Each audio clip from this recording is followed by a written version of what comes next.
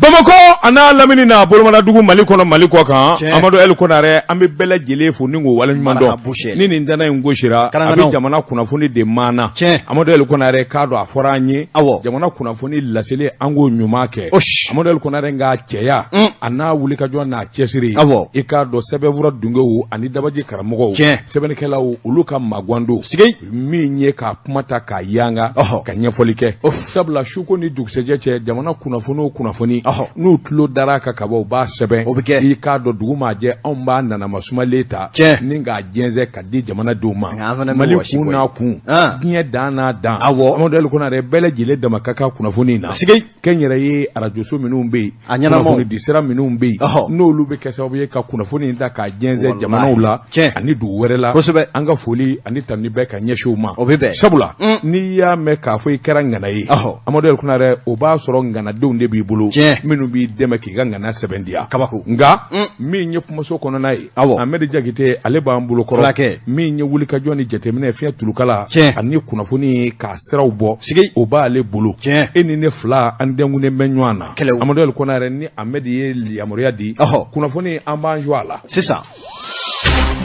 karamɔgɔ daba tunkara sigiɲɔgɔnmuso saya kasi ye laada ye nka k'e nɔrɔ kɛrɛtɛtɛ k'a sara mun fɛ ko b'i kɔnɔ ko wɛrɛ na k'i kɔnɔ kana siga nbala cogo bɛ di bi Amadu El Konare ne bɛ n bolo bugɔ ka don ka bɔ ni sɛbɛn ye sɛbɛn min n'u k'a ma ko Toguna fasiri kɛba a to a de ko Sanade Sana a ko di Sanade Sana ko i k'a dɔn danna juguya i k'a dɔn ani ŋaniya juguya Amadu El Konare n'an m'o bɔ an senkɔrɔ bɛɛ Amadu El Konare k'a dɔn jamana sigi bɛ koya joni ŋaniya de bɛ ayiwa daji wuli wuya a ɲɛfɔ an ye maa ka ca Amadu El Konare k'a dɔn fanga ɲɛmaa min ye Dr Sogɛli Kokala Mayiga ŋunu ni kuma porokotolen ni kuma jugu i k'a dɔn o de yɛrɛ kelen bɛ fa bɛɛ lajɛlen la ka ɲɛsin a ma o kɛra dɔw ko min ye Sogɛli Kokala Mayiga e ko premier ministre yɛrɛ bɛ maaya la bilen de sabula i k'a dɔn ayiwa min ye bana ye o kelen bɛ k'a minɛ min yɛrɛ kelen bɛ k'a kiri k'a da Amadu El Konare dɔw ko min kɔni ye wulikajɔ ye e ko u m'a ta garagara la ka jamana wɛrɛ sɛgɛrɛ de sabula farikolo sɔn tɛ bilen Amadu El Konare nin bɛɛ lajɛlen ye hasidiya kuma ani juguya kuma hali n'a sɔrɔla tiɲɛ don bana ye hadamaden taala de nka o kuma tali k'o yanga k'o kɛ dunu ni bala ye Amadu El Konare k'a dɔn dɔw ŋaniya de ye o k'a sɔrɔ nka foyi tɛ jɔni sɔrɔ ni Ala m'a latigɛ cɛ min dara i k'a dɔn san kɔnɔntɔn balo kama Amadu El Konare o tɛ sa abada i k'a dɔn min dara san tan bolo kama a san kɔnɔntɔn tɛ sa sɛbɛnnikɛla ko a ko di Dr Sogɛli Kokala Mayiga kunnafoni dilaw jango kɛn yɛrɛ ye kunnafoni di so min bɛ yen n'u k'a ma Jeune Afrique o yɛrɛ kɔni ye kunnafoni cɛjugu de cari Amadu El Konare kabin'o kɔni kɛra bɛɛ lajɛlen b'i sɔn dama juguya premier ministre min Sogɛli Mayiga ye u ka ayiwa banajugu min bɛ yen n'u k'a ma ko AVC ayiwa ko a nana kɛ o de kɔni y'a minɛ k'a kiri senw di taama bolo ti taama bilen i tɛ AVC ɲɛfɔ maaw ye man k'a faamu wa AVC ye mun bana ye i bɛ kirin de ye kiri dɔ de don a bɛ se k'i bɔ maaya la ten k'i seri k'i bin sen ni bolo ti sɔn foyi hali ka kuma a ti ɲɛ i bɛ bali ka maa dɔw kɛrɛw salen a b'o de kɛ Amadu El Konare Jeune Afrique ka danna juguya kuma ani u ka bɛnsɛn kɔnɔ kuma o kɛr'o ye Amadu El Konare ni nin fɔr'i ye i ye silamɛ ye hadamaden ɲuman i kan ka jɔrɔ ka dugawu de kɛ nka o kunnafoni tali ko yanga a nafa jumɛn bɛ s'i ma Amadu El Konare sɛbɛnnikɛla ko a bɛɛ lajɛlen nkalon Dr Sogɛli Kokala Mayiga kalo 14 ko in kalifalen a ma su man di tile man di Amadu El Konare k'a fɔ hali n kɛ n da ka sunɔgɔ a dɔɔni n ka farikolo jagabɔ i k'a dɔn a bɛrɛ ta maakɔrɔbaya dunbara k'a sɔrɔ sabula san 60 ani san 4 waati dɔw bi kɛ i ni lafiya ka kan nka jamana kungo don k'o talen don k'a kalifa ne ma ne tɛ se ka suna jamana kungo don k'o talen bɛ k'a mɛruna zuna man di lafiya tile tɛ bilen Amadu El Konare Dr Sogɛli Kokala Mayiga a bɛ ne ka waati jan bɔ a ka dɔgɔtɔrɔ min b'a nɔfɛ o yɛrɛ de kun y'a fɔ a ye cɔ i m'a ye hadamaden tɛ nɛgɛ ye koyi i bɛ k'o de dabila ka lafiya kɛ tile damadɔ hali telefɔni ji hali kuma ɲɔgɔnya i b'a dabila Amadu El Konare sɛbɛnnikɛla ko min ye Dr Sogɛli Mayiga ye min ye jɛɲɔgɔnw ye ni baarakɛɲɔgɔnw ye ani sɔmɔw olu de laban nana diyagoya sa i bɛ tiɲɛ dɔn wa i y'a mɛn diɲɛ ka di i yɛrɛ b'a kɔnɔ o tuma ko bɛɛ lajɛlen dabila i ka t'i lafiya bɔ ko bɛɛ dabila i k'a dɔn i ka suna ayi farikolo ka se ka lafiya sɛbɛnnikɛla ko o de kɛra tile damadɔ Amadu Konare k'a dɔn a y'i fosi ka bɔ ko la mɔgɔw kɔni fama k'a ye Allah a tununi maga dɔɔni dalen dɛ sabara k'a sumalen dɔɔni duwaku fila o de fɔra ye a dama dɔgɔtɔrɔ min b'a nɔfɛ o de ko wajibi o dɛsɛlen a la sa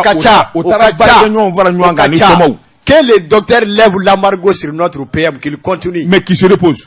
On n'a pas le temps. C'est une période transitoire. Ni kotandi bolo ni bana yi boki bi ina tan soro la de. Negetew, faut qu'il se repose. Agelera. Agelera. Hal ni wotoro bolla nana. Docteur Shogel ba tani anga duguro aka wati ke fo. Alors, asigena. Amadu Konare sɛbɛnnikɛla ko nin damanda do maa minnu b'a nagala ani minnu bi baara kɛ minnu ka surun a la Amadu Konare nin bɛɛ lajɛlen jɛn'a ma olu kɔni ko nin ye juguya kuma ni hasida kuma ye u ka ala deli de ye i k'a dɔn dantɛmɛ wale ka sokɛli sɔrɔ Amadu Konare k'a dɔn ala tɛ maa wɛrɛ sago kɛ ala b'a sagoya dilan an bɛ don min ko bi dankɔrɔba bi lafiya bɔ la baasi foyi den kelen t'a la hali kunsigi Amadu Konare k'a dɔn foyi den kelen ma sɔrɔ nin kun ye sɛbɛn ye an ye min bɔ Toguna kɔnɔ a ka bi bɔli la an bolotigimaw an ka kalata dati nin kana a pousser ka taa a ka ala deli a minɛtɔ tɛ koyi ayi parce que délai dɔ de fɔra jɔnkun fila premier ministre da tɛ ko la u kana n'a fɔ ko vu le temps de maladie du premier ministre les élections sont reportées à temps an ti bɛn o ti bɛn a ma dɛ mais il n'est pas malade il se repose voilà o tuma an b'a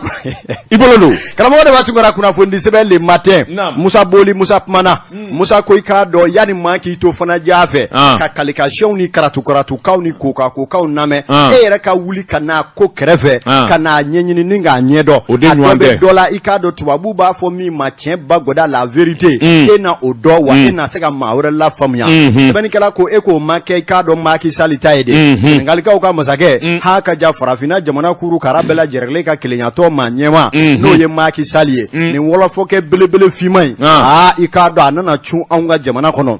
wɔlɔfɔ tɛ futaka don fila do kɛ awɔ futaka fila don ne ɲɛna n ko Senegalika bɛɛ de ye wɔlɔfɔ non futaka don hali marakaw bɛ Senegal ni marakakɛ finman in ayi futaka de don nin fulakɛ finman in filafin don wa fila ani futaka danfara b'u ni ɲɔgɔn cɛ futaka don fila tɛ a faamuyana sɛbɛnnikɛla ko Macky Sall a nana cun an ka jamana kɔnɔ jali min ye jamana kuntigi yɛrɛ n'o ye colonel Assimi Goïta e ko ale yɛrɛ de ma bila jamakulu ɲɛ ka taa Macky Sall Mali digelen don dunan bisimilali la cogo min na ni ka t'o kɛ wa a i k'a dɔn file fa woroba de kumaw la ka ji ani nɔnɔ kɛnɛ sanuma k'a bɛɛ lajɛlen kɛ ka nin fulakɛ in kunbɛn bonya ni karama kɔnɔ k'a fɔ ko o ko ma kɛ farafinna ko o ko bɛ Mali kun kan n'i nana Mali kɔnɔ i bisimila i ye maliden ye i k'a dɔn an bɛ ku i b'i fa jamana kan sɛbɛnnikɛla ko i k'a dɔn bonya fɛn o fɛn kan ka kɛ o bɛɛ kɛra Macky Sall ni k'a bisimila an ka jamana kɔnɔ sɛbɛnnikɛla ko kabi transition kɛra transition ye min tun ye Macky Sall siɲɛ fɔlɔ ye ka na an ka jamana kɔnɔ nka min ye a nana i k'a dɔn a yɛrɛ nimisara ko caman bɛ yen minnu tɛmɛna ka ɲɛsin an ka jamana ma sabula ani Assimi kumalen ani Mali faama ɲɛmɔgɔw ka kuma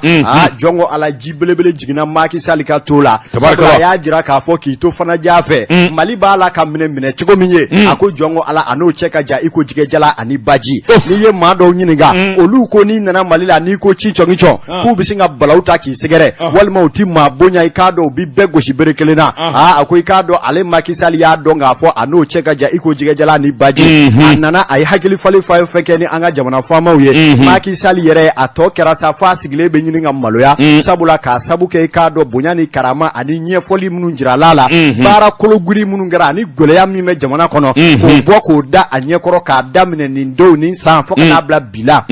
transition ye mun ni mun kɛ a ko la cɛsiri min ni ŋaniya hakika min b'u la k'a bɛɛ lajɛlen dan ci Macky Sall ɲɛna a sigilen i k'a dɔn k'a fɔ a sɛbɛnna sɛbɛnnikɛla ko a yɛrɛ ye kuma sɔrɔ k'a fɔ koyi a ko Mali bɛ donni min na i ko bi jɔn ko ala ale yɛrɛ de bɛna kɛ maa ye min bɛ bila jɛman ɲɛ fɛɛrɛ ka kɛ Mali ka dɛmɛ k'a bɔ kɔlɔlɔ la k'a bɔ gɔlɛya kɔnɔ sabula ko Mali sɛgɛnna Mali tɔɔrɔla bamanjiya kule i k'a dɔn awa karatu kokɛw ni sɔri ko o kuma a ka kan bisa wulikajɔ bɛɛ lajɛrɛlen ka kan waasa anw ka Mali bɛ se ka dɛmɛ k'a bɔ nin waati gɔlɛ kɔnɔ cogo min na o kuma kunnafonidilaw ɲɛfɛ a seginna o kuma kelen na a tilara k'a jira k'a fɔ min ye farafinna yɛrɛ bɛɛ lajɛrɛlen to a la bi ale ye seko ni damayira ye min ye a b'o kɛ tubabu b'a fɔ min l'actualité oblige min ye Mali ni Kolowari cɛ i k'a dɔn sɔrɔjasi maa 49 minnu minɛlen a y'a da don o fana kunkan kɔrɔfɔw la nka hali ni y'a sɔrɔ a ma g'a dɔn perepere-latigɛba caman di a yɛrɛ fana ko ale bɛna kɛ i k'a dɔn sɔrɔnadonba ye min na a bɛna kuma ɲɔgɔnya sabati ɛlɛ ni Mali ni Kolowari cɛ nin ko in bɛ se ka bɔ da ɲuman fɛ cogo min na k'a sɔrɔ a ma kɛ ni balawu ye k'a sɔrɔ gɛlɛya ma don jamana fila in ni ɲɔgɔn cɛ i k'a dɔn k'a bɛna o wuli ka jɔ kɛ kunnafoni filɛ an ye min bɔ le matin kɔnɔ a ka bidon bɔli la Amadou Konare n bi bɔ ni sɛbɛn ye sɛbɛn min n'u k'a ma l'informateur kunnafonitigi sɛbɛnni kɛba a tɔgɔ de ko Ibrahima Yatara ko maa tɛ kɛ ngana ye gansan Amadou Konare i k'a dɔn maa kelen tɛ kɛ jamana ye nka Ala bɛ se ka sababu ɲuman di maa kelen ma jamana kɔsɔ hali Amadou Konare i k'a dɔn cakɛda kura min n'a n'u bɔnnen bɛ yalima Mali a ka sɛgɛn ani degun kuranko la nin bɛna k'a bannen ye wa sɔmin kelen don ka yelen mɛnɛ sɔmin kelen don ka dolo diɲɛ dumanw mɛnɛ cakɛda min n'u k'a ma ko Idroma Amadou Konare foyi tɛ kɛ gansan ayi nin ye cakɛda ye cakɛda min wakili donnen bɛ ka wulikajɔ boloda sɛnɛfɛn dɔw bɛ yen ni k'o bamayɛlɛma ayiwa yelen ka bɔ a la Amadou Konare k'a dɔn a don ka jan nka don sebali tɛ Amadou Konare k'a dɔn siga tɛ min na min ye waati damadɔ ye Mali ani mogo bɔ ayiwa jɛsɛgɛ naani jamana kuranko fɛn o fɛn bɛ yen Amadou Konare min bɛ bɔ an yɛrɛ fɛ yan u ko min ma hydrogène naturel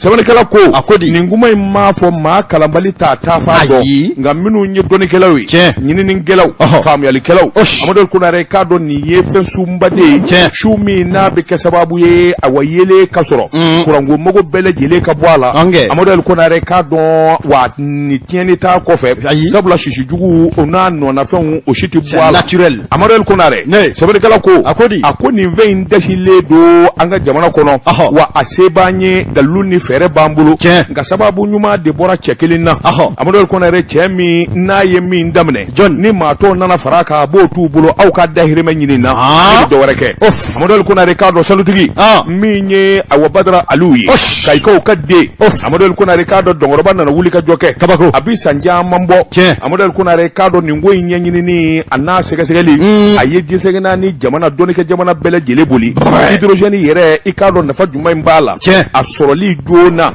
ka jamana nafa a ye san 7 de kɛ ayiwa min ye nin Maliden ye Kayikaw ka den Aliyu Bouakari Jalo Bɛlɛdugukaw ka den Amadou Konare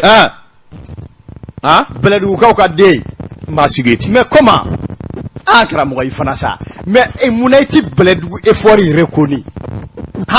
mais cela n'a rien à voir avec mais les gaz dont vous parlez c'est sur la terre de Bɛlɛdugu c'est chez moi c'est dans mon village natal an na dɔn min micro ni ye ko nale gaz reportage kɛ an na kɔmɔ bɔ Bɛlɛdugu sigi mais Seydou ye maa ma kala a bɛɛ kɛra a ye i bɔra n jigi kɔrɔ dɛ cogo di Amadou Konare sɛbɛnnikɛla ko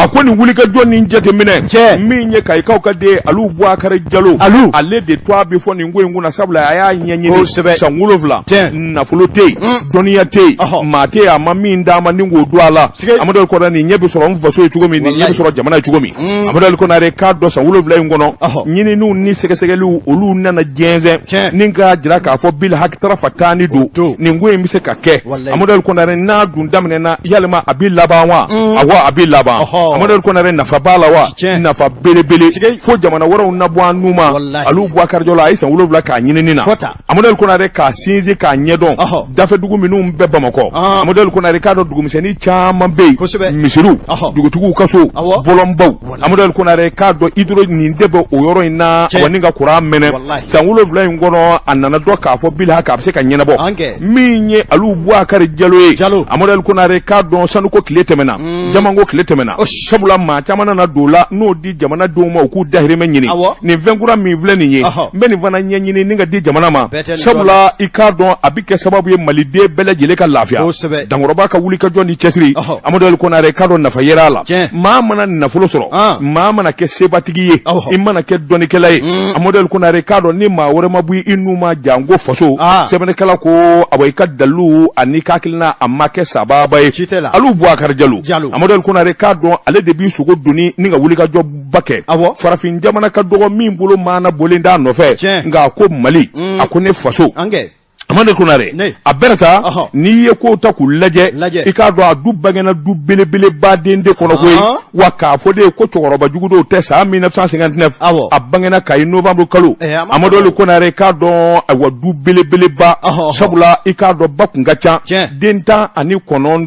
Alu Boubacar Diallo ye den filanan ye sɛbɛnnikɛla ko o gɛlɛya n'o wulikajɔ bɛɛ a sɔnna ka kalan kɛ min ye dafakalaw ye ani camancɛkalaw ni kalan kunfɔlɔw Amadou El Konare olu bannen kɔfɛ Kayi bagi sɔrɔlen kɔfɛ min kɔni ye faransikaw fɛ yen a taara sɛbɛn kɛ a taara kalan kɛ ni ka sɛbɛn sɔrɔ sɛbɛn min b'a jira k'a fɔ dɔnniya o warala kunkolo la Amadou El Konare sɛbɛnnikɛla ko maîtrise en économie min ye gestion financière o de kɛra sababu ɲuman ye sabula wulikajɔ ni cɛsiri Amadou El Konare ka wari dunyɔrɔ n'a bɔrɔ dɔn o de kɛra sababu ye a k'a ka miliyari fɔlɔfɔlɔw sɔrɔ Amadou El Konare kabini a funankɛni fo ka se bi ma wari fɔlɔ minnu sɔrɔla a nana o donyɔrɔ de ɲɛɲini Amadou El Konare k'a dɔn wari bɛ bugu cogo min a bi caya mili nana yari fa bɛɛ lajɛlen la Amadou El Konare kabini o kɔni kɛra sa ayiwa min ye magoɲɛminɛnw ye min ye magoɲɛkow ye i na so wele dɛ Jalo tɛ wa a jamu ye mun ye Jalo ne ko e ko Boubacar Diallo ne ko Jalo ne ɲɛna k'i bɛna tɛrɛmɛli de kɛ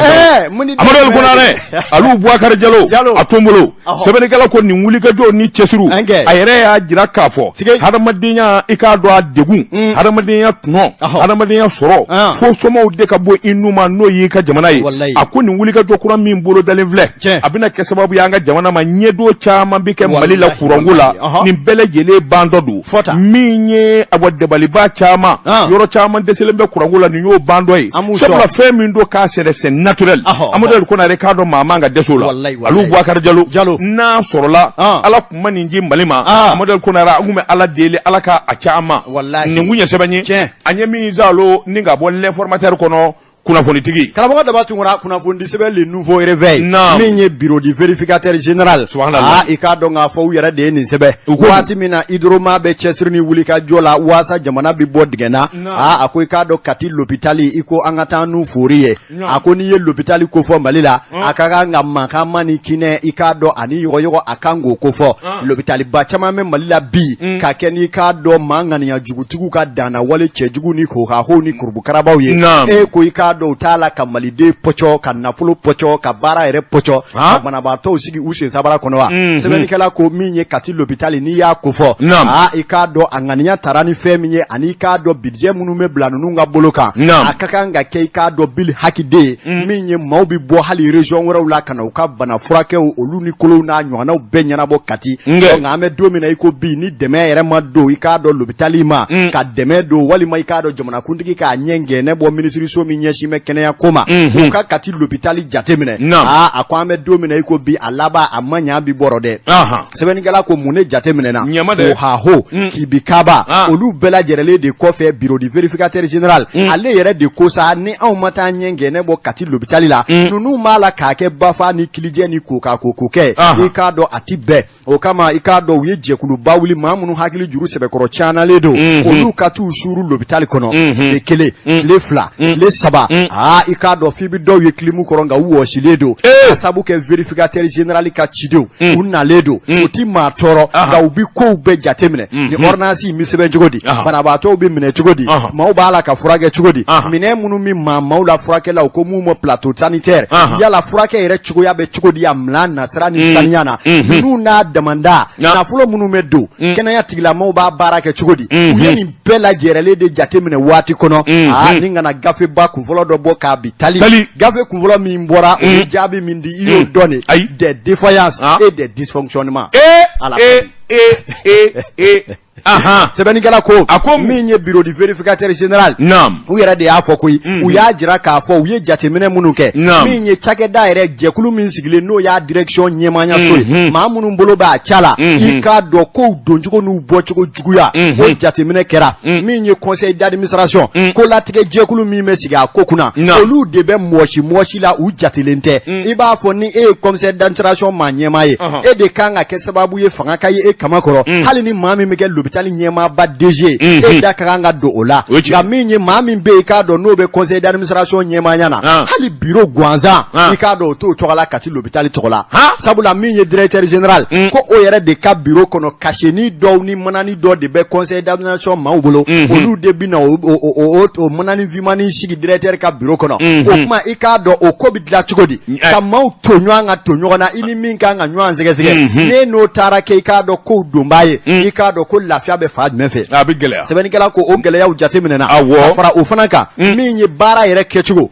maa minnu bɛ yen n'olu ye furakɛli kɛbaaw ye i k'a dɔn spécialité minnu bɛ yen n'u kan ka banabaatɔw sɛgɛsɛgɛ n'i donna o kelen o kelen na maa minnu bɛ yen ni bɛɛ a bɛ k'o cogo de la i k'a dɔn l'hôpital bɛ ɲini ka sigi a sen sabara kɔnɔ i k'a dɔn kow ɲaamilen don korobo karaba o kuma n'i ko k'i b'a kuma fɔ n'i ye maaw mankan mɛn nin ye banabaatɔma yɔrɔ de ye ala kama a kana to anw na yan jaa i k'a dɔn u bɛɛ k'u ko ni korobo karaba damanda la i k'a dɔn maaw tɛ min kalama sɛbɛnnikɛla ko a laban sa vérificateur général talen ɲɔgɔnna caman de bɔ ni k'a bi tali ka sin ka wele laban bɔ k'a bi ministre so ma i k'a dɔn u bɛ fɛn o fɛn na u k'a bila pewu k'u ɲɛsin Kati l'hôpital ma a banabaatɔw to u yɛrɛ ma banabaatɔw kɛ jagokun ye i k'a dɔn ko k'a ko fɛn o fɛn bɛ a bɛɛ ka dabila pewu i k'a dɔn o laɲini sabatilen sɛbɛnnikɛla ko a bɛɛ n'a ta cakɛda dɔ sigilen don min bɛ jateminɛ kɛ l'hôpitaliw la nka min ye san o san olu yɛrɛ dama fana bɛ ɲɔgɔn sɔɔri ni don ka bɔ la u bɛ sin ka l'hôpital dɔ kɔrɔta ten nin kɛra l'hôpital bɛ premier nin kɛra l'hôpital bɛ DG k'a sɔrɔ a kɔnɔna la karamɔgɔ Deba Tunkara i b'a fɔ cogo min na défaillance ani dysfonctionnement kunnafoni filɛ an ye min bɔ le nouveau réveil kɔnɔ a ka bidon bɔ Amadu Kunare ministre jamana to a bɛ tasuma da u kan joona dɛ kana siga a k'o kɛ dɛ Ahmed Jakite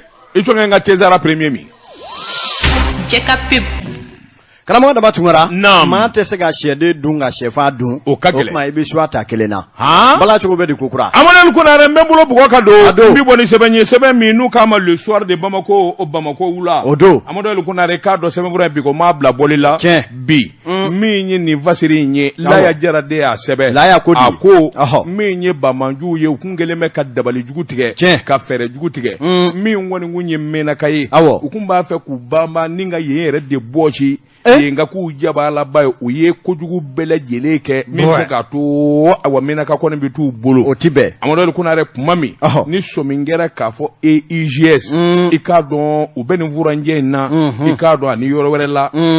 Amadu Kunare yan ka di yen ye min kɔni ye ntɛnɛndon ye ka taa dugu jɛ o dugusɛjɛ la Amadu Kunare k'a dɔn su man di tile man di sɛbɛnnikɛla ko dugulamaw ani maa minnu bɛ k'a fɔ ko bɛ sen na sabula an ka jamana sɔrɔdasi kulu Amadu Kunare k'a dɔn tasuma i k'a dɔn u y'o de suru ka jigin ninnu kan tasuma bi kɔtigɛ kuma min hadamaden n'o ye Bamaji su ye n'i y'a saradalen Amadu Kunare k'a dɔn hali kunkolo tɛ dɔw la fɔta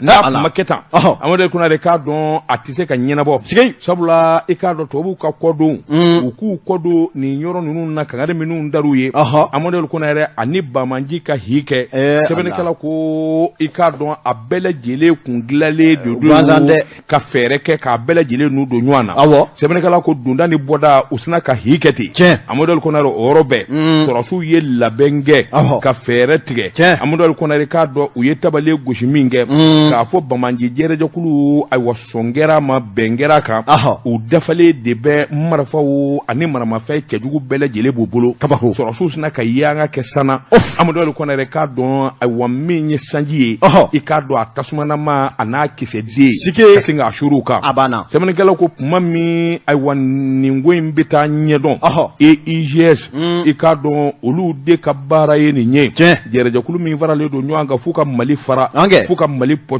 Amadu Kunare sabula force barkan tubabuw ka jɛrɛjɛkulu kɔni k'i kɔdon a bɛ n'a fɔ u y'a fɔ ɲɔgɔn ye Sɛbɛnnikɛla ko Mali ni Niger furanjɛ côté kalo tile 15 tɛmɛnen a dɔnna k'a fɔ tubabu laban min kan k'i kɔ don Menakala Amadu Kunaru ko kɔni dɔn u sina ka nin hingɛ yalima bɛnkan do wa yalima labɛnjugu do a mana bɔ da o da la Amadu Kunaru k'a dɔn a n'a faamu hali n'o y'a sɔrɔ an ka sɔrɔsukulu u ma kunnafoni diba kɛ a dɔnna k'a fɔ nin jɛrɛ jɛkulu min n'a bɛ Menaka u fanga kun ka bon yen kosɛbɛ jɛkulu juguba min bɛ n'u k'a ma ko DEC Amadu Kunaru k'a dɔn u n'olu bɛɛ lajɛlen bɛ kulu kelen na maa min kɔni su yɛrɛ o yɔrɔ bɛ a jeninen mɔnen i k'a dɔn a bi maa 20 bɔɲɔgɔnko bɔ Bamaji la sɛbɛnnikɛla ko ayiwa an dɛmɛ bolofara min bɛ n'u k'a ma MCA Amadu Kunaru olu yɛrɛ de bɔra ka su ninnu da a ko awa min ye dugu in tile bɛ yan f'a ye sɛbɛnnikɛla k'u kun bɛnnen don min kan Amadu Kunaru o de ye ka dugu mumɛ bɛɛ lajɛlen minɛ hadamaden ka taa fara baga kan k'a bɛɛ lajɛlen k'u sago ye Amadu Kunaru nka Ala ma sɔn nin kun ye sɛbɛn ye an ye min bɔ soir de Bamako kɔnɔ Bamako la karamɔgɔ Daba Tunkara min tɛgɛ don tuguni min ye kunnafoni sɛbɛn le pays Garibu Togo Garibu ye sɛbɛn kɛ Garibu ko i k'a dɔn i yɛrɛ de la k'a fɔ ko min ye foroba n'aw ma goya ko fɔlɔ k'olu bɛ fa tɛtɛw Mbagi aw sisa minanw ko sisa tɛ cɔli kɛ Mali la bilen awɔ sisa ti mi bilen sisa ko banna c'est terminé c'est tout c'est fini Nam an ye sɛbɛn wɛrɛ bila a kɔrɔ munna ko ka cigarette interdit u tɛ se dɔrɔn interdit ka il a fait non il fana interdit juin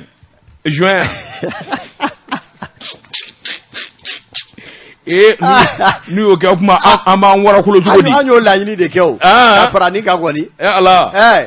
u ka to an ka dɔ k'an giribi sa ka tila ka soba dɔ bɛ yen ko k'o fana datugu soba jumɛn n ka mugu t'o la karamɔgɔ Daba Tunkara sɛbɛnnikɛla ko i k'a dɔn ko maa bile k'a bile n'i ye foli jalen n'a faratɔ tɛ a biletɔ a bilatɔla don Mali n'i tɛmɛna kare ni wo kare na e yɛrɛ bɛ bali min na i na npogotigininw kɛlen ka gɛlɛnzoni yɛlɛ kɛrɛpu jɛmaniw donnen bɛ u sigilen bɛ ve la i k'a dɔn tabadiyadiya dɔ b'u da u bɛ k'o sama f'u b'u ngɔnɔni kɔri ka bila sɛbɛnnikɛla ko nin ye melesi fɛn kura ye Mali la dɛ ko ja sisa de don i k'a dɔn anw ka burusikɔnɔ cɛkɔrɔba dɔw ma ni an y'a samatɔ ye fulululu an ko nin ye mefɛ ye tuguni a fɛ mɔgɔ ya ko ja nin ye sisa de ye sanga wuli kura de ye nin ye sɛbɛnnikɛla ko sisa ye cogoya sɔrɔ sa ka tɔgɔ sɔrɔ k'a kɛ sa wari ɲini sira ye k'a b'o la k'a kɛ muso ɲini sira ye k'a kɛ denmisɛnninw yɛrɛ fara ɲɔgɔn kan ni min kɔni y'a dɔn sisa ka di Fatimu ye wa o bɛ se ka sisa baradani dɔ san de ka se ka sɛsini bɔ k'i sigi pɛlɛlɛlɛ i k'a dɔn wa i k'a dɔn tiɲɛni daminɛlen don dɛ sɛbɛnnikɛla ko jamana faamaw ye nin bɛɛ lajɛlen de jateminɛ ka taa se min ye kɛnɛya tigilamaw olu ye sɛbɛnba minnu kɛ sisa ko kan sabula maa caman tun ko sigarati min bɛ yen n'a b'o tugu k'o fiyɛ ko o kɔni ye fɛn ye o kɔni ɲankata ka bon siɲɛ 100 ka tɛmɛ sisa kan maa kalanninba minnu bɛ yen k'a daminɛ l'États-Unis ani Mali dɔgɔtɔrɔ jolenw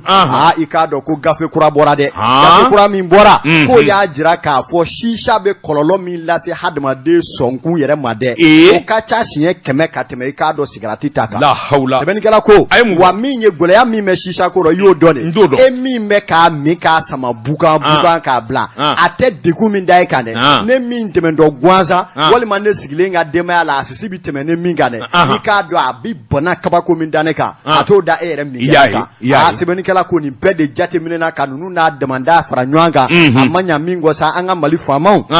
i k'a dɔn k'a fɔ u ye u kunkolo don ko kɔrɔ dɛ sabula u nana gafe bɔ n'i y'a mɛn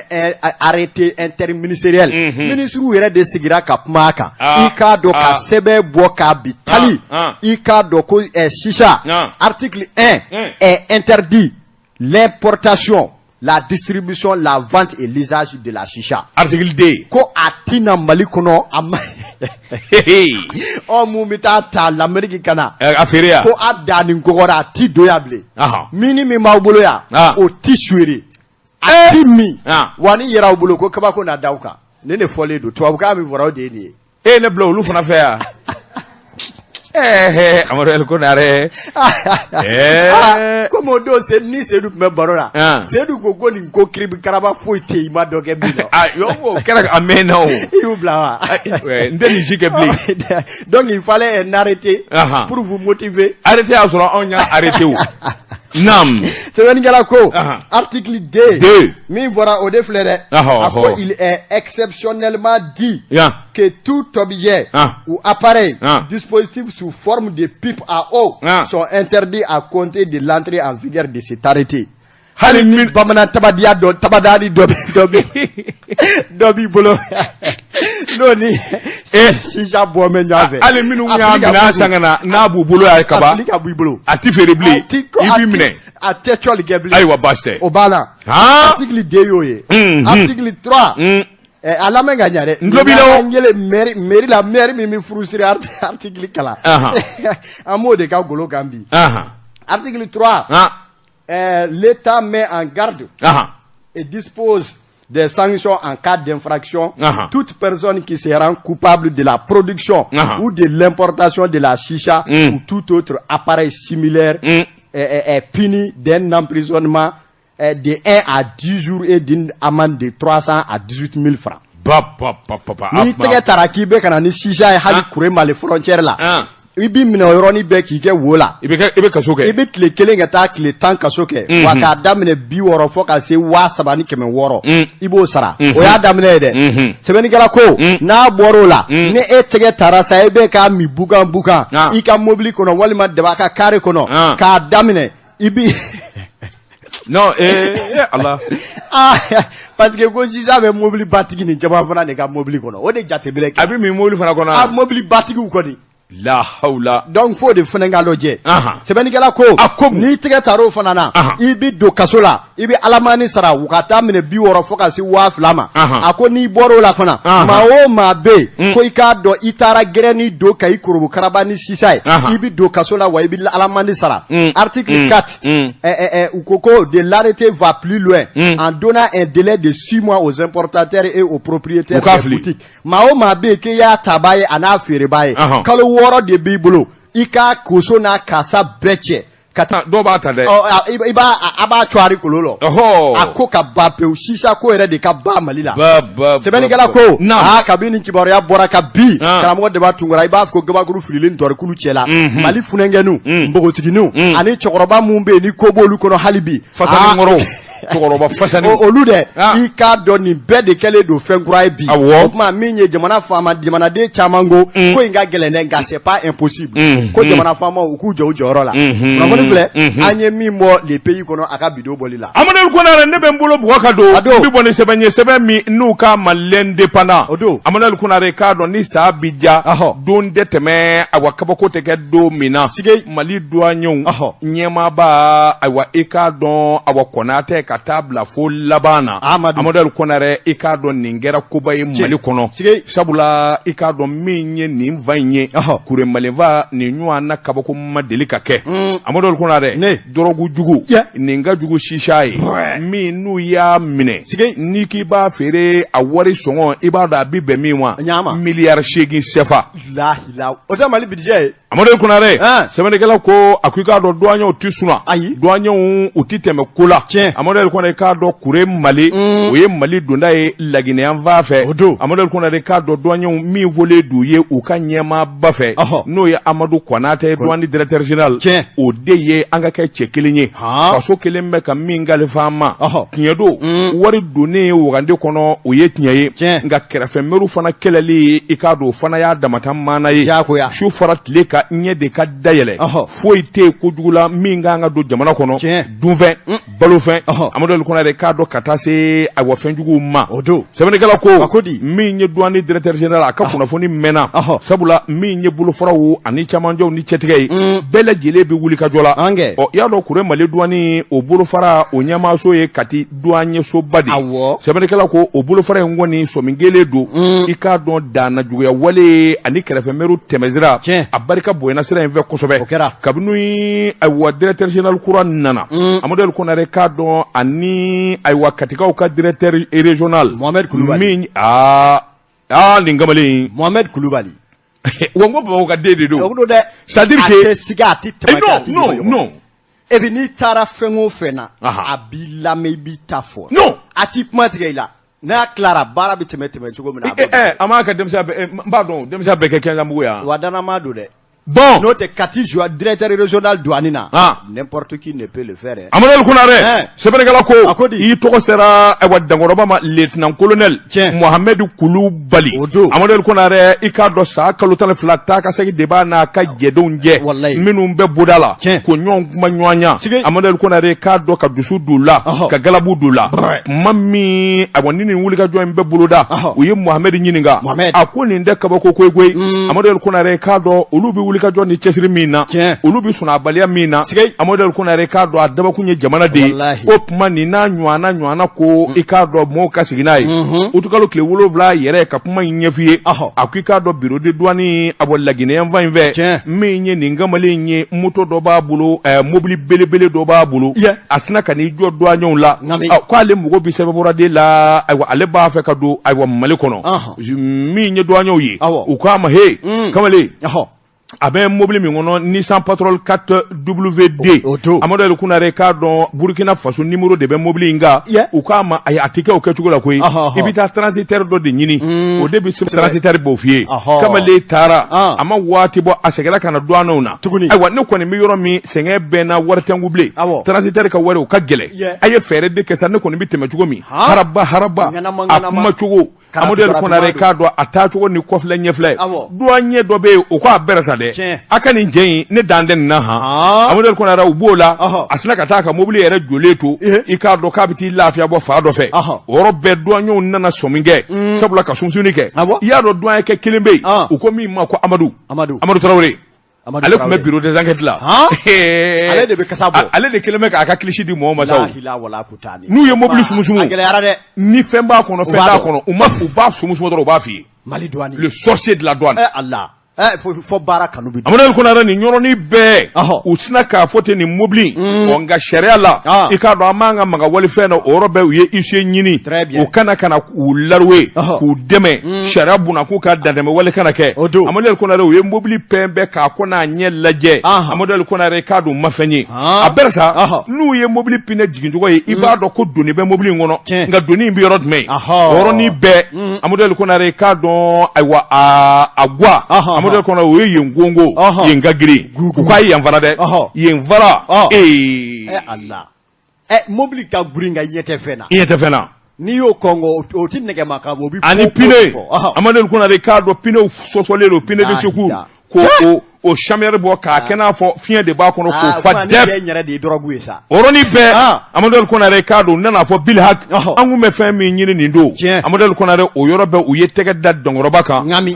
Amadou Kounare k'a dɔn a kelen tɛ ani maa minnu bi jɛla k'a daminɛ Laginɛ ka na Mali kɔnɔ ka taa fɔ Burkina Amadou Kounare k'a don b'o sɛgɛsɛgɛli de kan ka kɛ min ye a wa 20 litres bidon ye i k'a dɔn ani pinew Amadou Kounare ninnu volet de kun don carton na dɔrɔgu juguba min bɛ yen n'a wari ka ca cocaïne dɛ o de tun b'a kɔnɔ Amadou Kounare k'a don sina ka kelen dapo ye k'o nɛnɛ ani ka tafe u ka ɲɛmaa min bɛ lieutenant colonel Mohamed Kulubali i k'a dɔn a bɔ kunnafonidilaw y'a ɲininka a ko nin tɛ ayiwa kuma koyi olu bi faso baara de la nin n'a ɲɔgɔnna dama min bi kɛ nka sen in da kɔni barika bonyana o de la ɲɛmaa bɔra a kalama nin kun ye sɛbɛn ye an ye min zalo ni ka bɔ indépendant kɔnɔ a ka bi bɔli la. Teliyala ne na l'indicateur de renouveau ta hadama jabate hadama kumana hadama ko ma i ka ɲɛnamaya kɔnɔ n'i ye ɲuman kɛ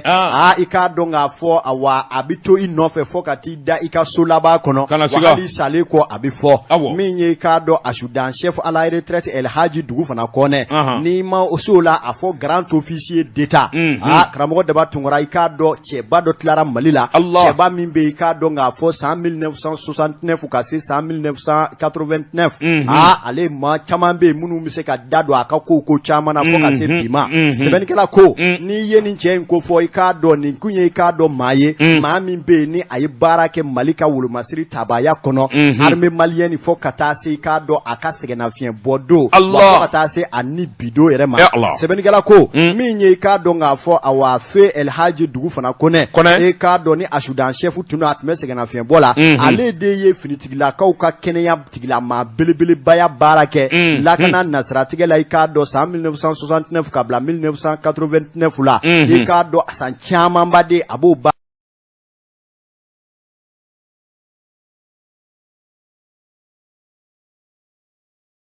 la k'a dɔn k'a fɔ Ala ye aniji jɔ a ye k'o kɛ bana kuntala jan ye sɛbɛnnikɛla ko jɔnni tun don dɛ maa don min bangena I k'a dɔn karidonya fɛ uti kalo tile 5 san 1934 a kɛra sananguruninkaw fɛ ye o bɛ Buguni mara la wa a donna I k'a dɔn armée française la o waati kabini min ye mars kalo tile 16 le 16 mars 1956 Garalokaw olu fɛ ye adjudant chef à la retraite El Hadji Dugu fana Kone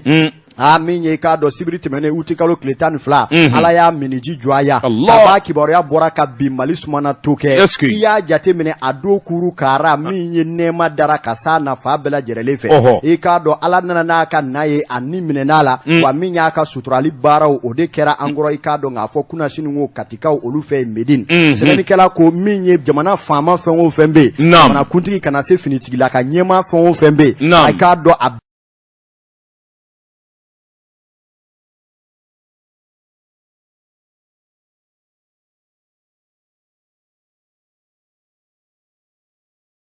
bɛɛ lajɛlen so kɔnɔ a ye minnu jigi tugu bɛɛ lajɛlen bɔra région na k'a daminɛ Segu Kayi Kidal ani Mali yɔrɔ o yɔrɔ ka na nin kɛnɛ in kan ɲɛji ma kɔtigɛ dusukun ma kami ma kɔtigɛ kɛnɛ kan k'a sabu kɛ maa minnu ni cɛ in jɛra a ye minnu kɛ a denkɛ minnu bɛ yen I k'a dɔn kuma dira olu ma koyi I k'a dɔn u ko b'u ɲɛji cɛ sabula céréales minnu bɛ yen n'u ma k'u fa kan u bɛ kɛ fitiriwale ye a ye ko o ko kɛ ka bi olu ka denmisɛnninya ka n'a bila bi la u y'a bɛɛ lajɛlen fɛsɛfɛsɛ n'i y'a mɛn tubabukan na un père responsable I k'a dɔn fɛn bɛɛ lajɛlen b'o kɔnɔ u y'u da don a la k'a bɛɛ fɛsɛfɛsɛ a taara ta ni k'a da a ka I k'a dɔn so laban kɔnɔ min ye katikaw olu fɛ yen sanfara la min ye ka denw mɔdenw ani I k'a dɔn jigiya caman to a kɔfɛ min ye k'a dɔn adjudant à la retraite adjudant chef à la retraite El Hadji Dugu fana Kone min ye grand officier d'état tun don a kɔni tɛ yan nin cogoya in na wa a suturaliw kɛra mun filɛ an ye min bɔ indicateur kɔnɔ a ka bidon bɔli la Ala ka hinɛ Ala ka yafa k'a ma Amadu Konare ni nin waati in sera nin b'a jira k'a fɔ dɔ kɛra o tuma anw b'an kɔ kɛ nakɔ kɔlɔni kɔ ye I k'a dɔn nka an b'an ka minɛnw jɛ ka taa an da min ye ayiwa n k'i ɲininka min ye Bama immeuble ye Bama immeuble alimentation belebeleba bɛ dugumana na k'a dabɔ ka ɲɛsin min ye BMS fanfɛla ye I k'a dɔn k'o de ma ko Sim market sogo kɛnɛ jɛgɛ kɛnɛ min ye nemuruba kɛnɛ ye namasa kɛnɛ min ye nɔnɔmugu ani biscuit a n'a dunfɛn fɛn o fɛn n'i bɛ miiri a la alimentation kɔnɔ I k'a dɔn a yɛrɛ kelen bɛ Sim market an ka foli tanu bɛ ni ka ɲɛsin dankɔrɔbaw ma sabu u ka wuli ka jɔ ACI kɔnɔ a kun ye bɛɛ lajɛlen ka se k'i ka minɛn sɔrɔ ka sɔrɔ I ma tɔɔrɔ Amadu Yɛlɛ Konare k'a dɔn Bala Yira sanitaire an ka foli ani tanu bɛ ka ɲɛsin a ma karo ka taa se n k'i ɲininka ayiwa min ye ɲɛgɛn kɔnɔ minɛnw ye ka taa se ayiwa ampulu dakabanaw ma a ka foli bi yan n'a y'i diya a wele 74 26 55 55 saya kalo 12 ale bɛ wuli ka jɔ de la maliden bɛɛ lajɛlen nimisi bɛ wasa e ko mun o kɔfɛ min ye ɲɛ kunnafoni tɛli ye ko Worokiya Balo n'a sigiyɔrɔ bɛnnen don Bangoni plateau ma ko bɛ bɛɛ ladɔnniya k'a fɔ a denmusonin tununna min tun ko Astan Traoré si ye san 14 ye min ye maa farilafin don jalamani don fana k'a tununna ntɛnɛn uti kalo tile 15 o kuma a kɛra Bangoni plateau la u b'a ɲini Ala ka jɔ ɲuman bɛɛ fɛ ni min ye kibaruya sɔrɔ nin kan I kana joona radio jɛ ka fɔ la walima I ka weleli kɛ 73 21 37 22 73 21 37 22 faamuyali ko ɲuman k'u b'o ɲini bɛɛ fɛ Amadu Konare anw bɛ kɛnɛ bila farikɔnɔjɛkɛlaw ye Burapele ani Sidi n'u ka cɛdenw u bɛ n'u sɔnni da farikɔnɔjɛ kan surafana t'u ma don su in na nɛgɛ ɲɛ 20 sagi bɛ kɛ nin gafe kelen kan ni Ala sɔnna sini sɔgɔma an bɛ segin ka na kumaso in kɔnɔ I k'a dɔn sɛbɛnkɔrɔw bɛ bɔ k'olu lakali Ahmed Jakite de y'an dɛmɛ baara la Amadu Yɛlɛ Konare daba tungara wa sala